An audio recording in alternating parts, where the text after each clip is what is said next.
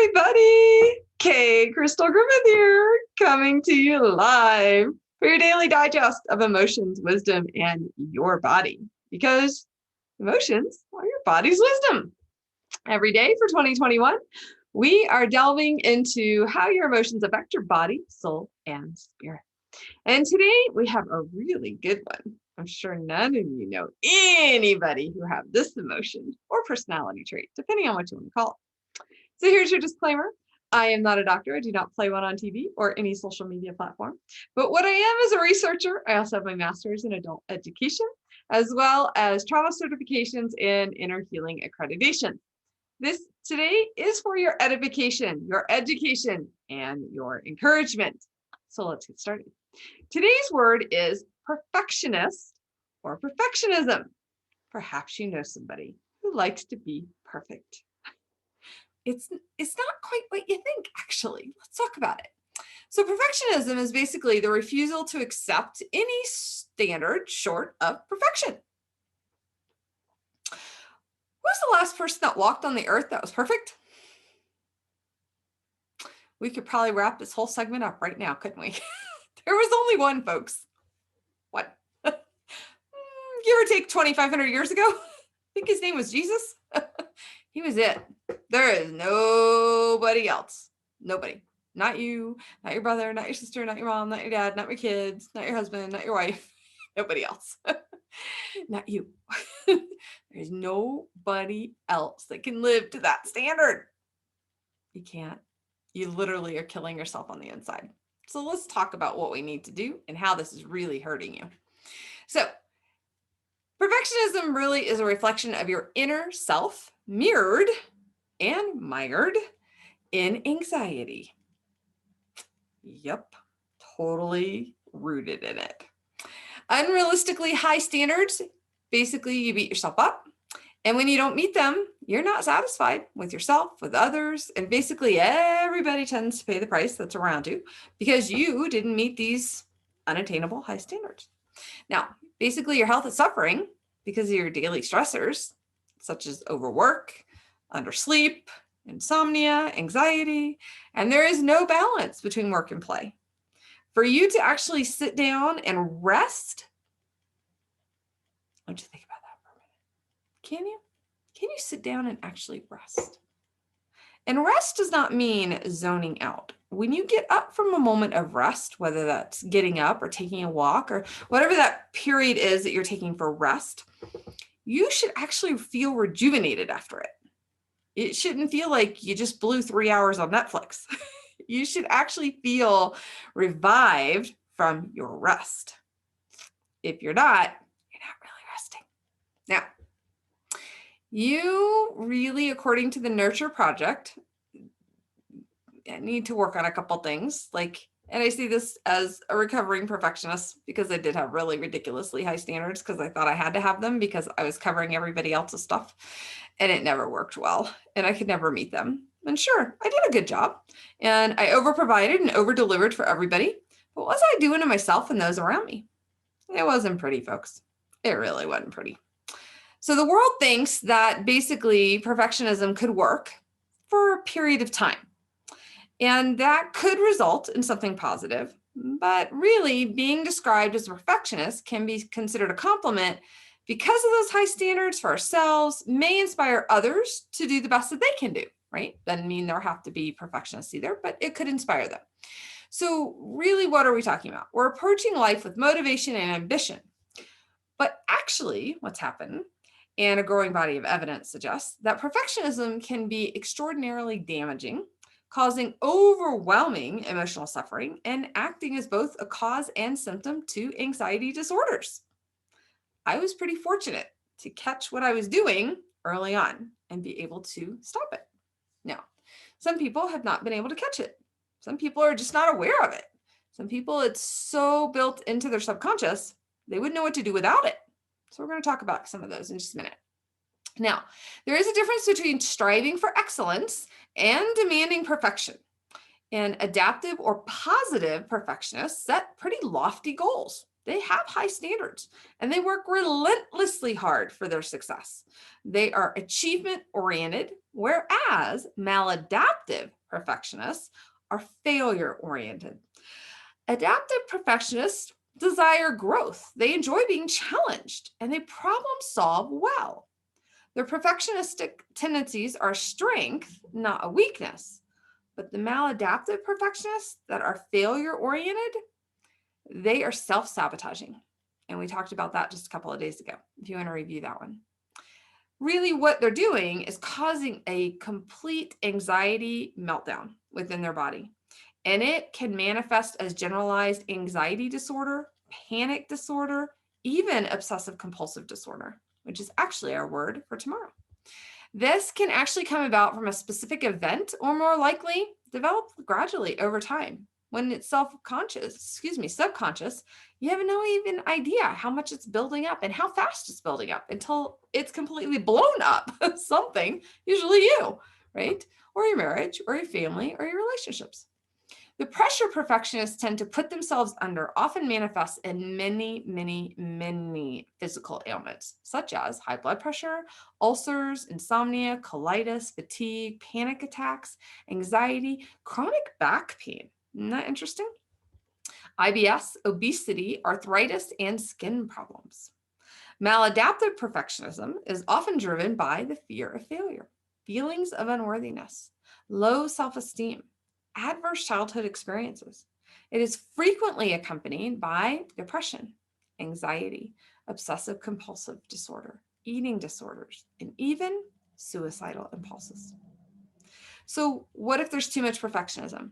That is such a thing. It's called extreme perfectionism, and it's so toxic that while those in its grip desire success, they are more focused on avoiding failure, resulting in negative orientation to everything in their life and around them. They don't believe in unconditional love, and they expect others' affection and approval to really be dependent completely on a flawless performance. That ultimately is earning your way to success, to love, to attachment, even in your relationship with Jesus, with God, with walking that out, you fully expect to have to earn your way into heaven. And folks, I got great news for you. There's not one thing you have to do to earn your way into heaven. You just need to receive. And that in itself tends to be one of the absolute hardest things for perfectionists to do. Receive compliments, receive free gifts. Like if somebody gives them a gift, they're immediately thinking, oh, I wonder what I could get to give them back. They can't even enjoy the gift that they got. I know, I was there. I was busy going, oh, okay. So if they bought my coffee this time, I got to buy my coffee. I got to buy coffee next time. I don't drink coffee, I drink chai. But the point is, I was constantly thinking through that process, right? And there's a big difference between, hey, you're going out with friends and one of you picks it up one time and one of you picks it up the other. And it's not a big deal. Now, for me, it's not a big deal. But back then, there was like a scorecard. Had to make sure that we were always even because I didn't want to be off. I didn't want them to think that I was taking advantage of them. Perfectionists often do that. And so when we talk about this, we really want to talk about performance as far as earning your way into anything, including into people's lives. You can't give your way in. You can't give compliments on your way in. You can't earn your way in to heaven. All you have to do is accept. All you have to do is receive. It's a gift for you with your name on it, wrapped up in an amazing, beautiful bow. And so when we have this perfectionism that we have to work on, we do have to work on practicing receiving things. It's hard, but you can do it. I have no doubt that you can. And especially when God starts to teach you how much he has to give to you. Man, it is. And it's a little crazy too, because you're so used to being wrapped up in all that anxiety and worrying about what you needed to do to make something happen, that then when you go, okay, God, you're going to pay this, you're going to do this, you're going to get my car fixed, or you're going to include these people in my life that I need to contact to do blah, blah, blah. Okay, I'm going to leave it in your hands. You don't know what to do with yourself sometimes when you do that. And so it is really an experience though, once you can do that, because you truly have the gift of just resting in him to take care of you, because that's what he promised he'd do. It's so cool. Now, in the book, Reinventing Your Life, the authors tend to sum it up as this. It is as if you believe that one of the things you do is finally going to bring you satisfaction, or basically perform well enough that you're received, right? You do not realize that the way you approach everything makes genuine pleasure absolutely impossible. Inevitably, whatever you try to accomplish takes on that same cast, that same heavy feeling of pressure. Being a perfectionist means that you're really rarely content. You find it hard to enjoy the feelings such as love, peace, satisfaction, and relaxation. Perfection manifests itself in 3 domains. There is self-oriented perfectionism, which is imposing an unrealistic desire to be perfect on yourself. There's other-oriented perfectionism, meaning there's an imposing unrealistic standard of perfection on others. They have to be perfect, and you have to see to it that they are. They don't like you when you do that. Socially prescribed perfectionism involves perceiving unrealistic expectations of perfection, I can't talk anymore, from others. So it's like, I have to meet the expectations of other people. Can I let you off the hook on something? Those people you think are thinking about you all the time, they're not. You are not that important, I promise. They do not care what you were doing in your house. They do not care what you're wearing. They do not care what makeup you have on. And here's the thing. If they do start caring about all those things, I really want you to ask yourself, is that really on you or them? Because 99.9% of the time, it's on them. Now, my daughter would tell me to argue with that because she's like, but Mom, you care about what I look like. And I'm like, no, I just want you to walk out in class. And to me, that's just a little different. That's just about having your own self-worth, right?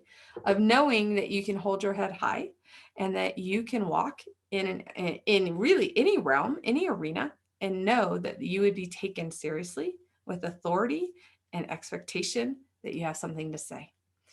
And that is a lot different. So if you think about class and you think about the old celebrities, Audrey Hepburn, Katharine Hepburn as well, you know, those women who walked in that era class. Now, from the Bible, we actually have Deborah.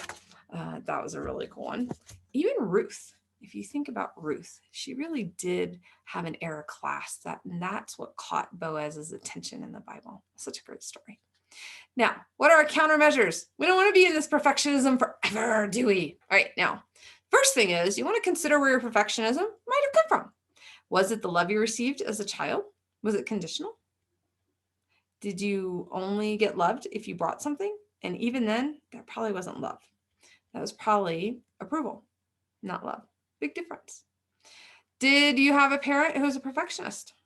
A lot of us may have. Did a parent use shame or criticism when you failed to meet their high expectations? Did perfectionism develop as a way of compensating for feelings of not being good enough, or feeling excluded, or even feeling like a failure? Our kiddos who have allergies often meet this last one, where they don't feel good enough because they can't eat what everybody else eats and not have it affect their body, or feeling excluded because they can't participate because of some medical diagnosis that they have going on. And they feel like their body has failed them.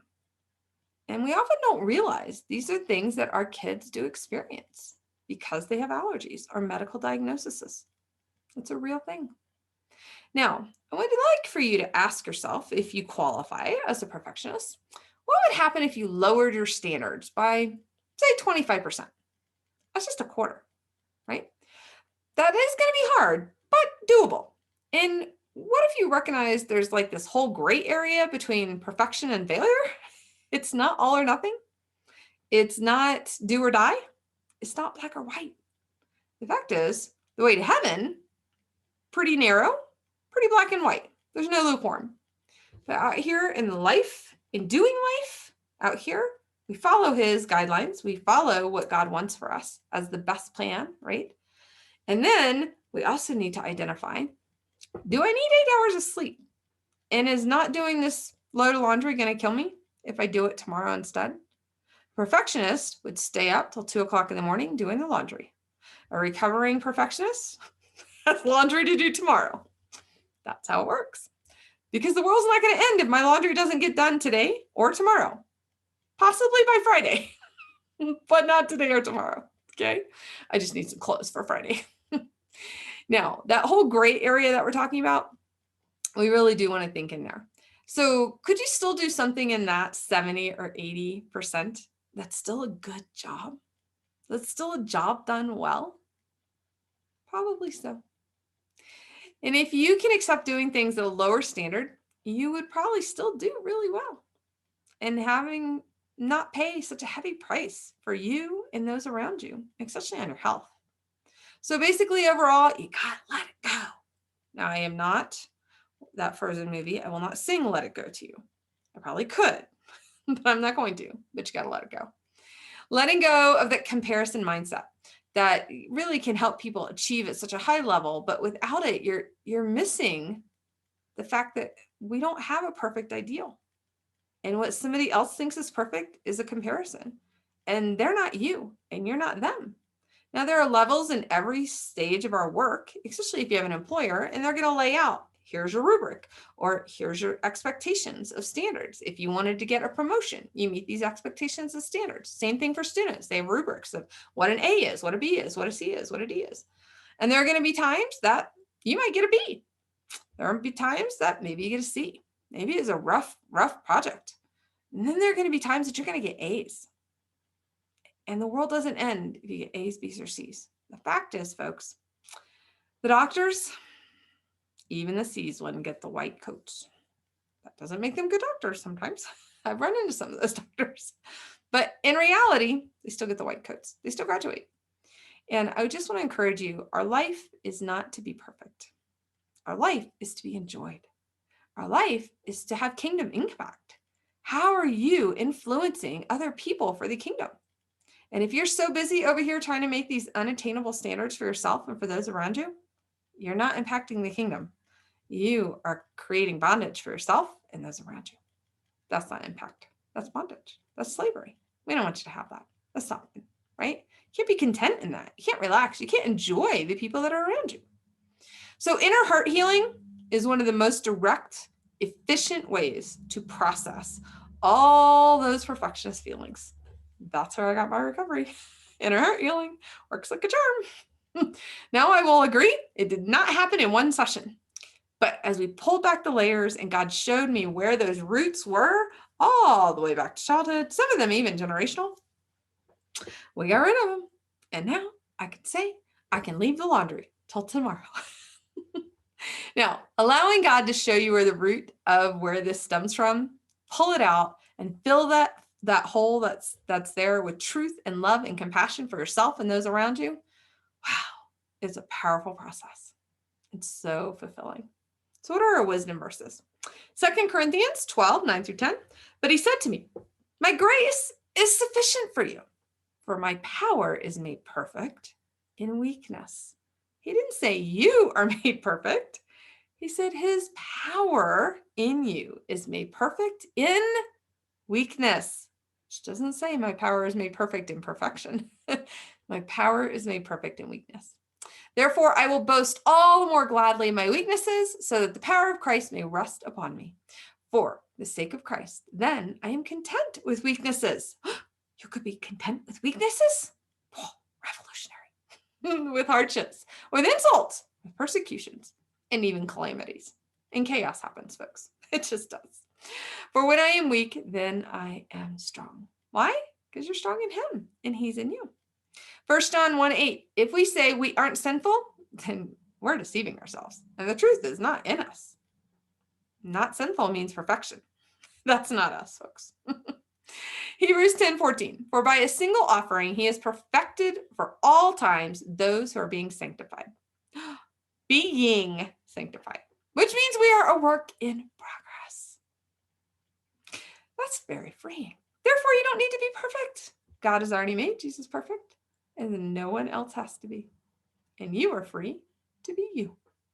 So what are you going to do with this new information about perfectionism? How are you going to apply it? Remember, wisdom is the hearing, understanding, and application. And so here are your 3 questions for the day. How has perfectionism been showing up in your life? How has it been negative or positive, and why? And how can you transform perfectionism? By wisdom, understanding, and knowledge that you can walk in moving forward. Take those scriptures, put your name in them, personalize them. They are your promises he wrote just for you. And go live, share with us. What have you struggled with as perfectionists in your life? What have you seen as maybe somebody who received perfectionism from somebody else? How'd that affect you? What'd you do different? How'd you change it?